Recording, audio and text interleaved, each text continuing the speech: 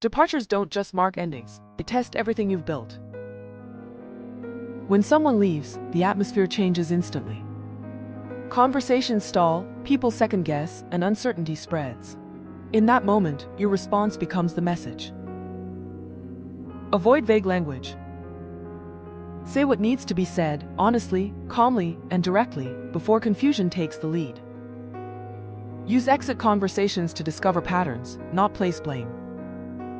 What does this choice reveal about workload, leadership, or team experience? Then turn your attention to those still showing up. Acknowledge the shift, re-establish direction, and remind every person where they stand and why it matters. Leaders don't just manage change, they reinforce clarity when it's needed most. Before the next exit hits, prepare your playbook. Build your departure plan today, so your culture doesn't get built in the gaps you didn't fill.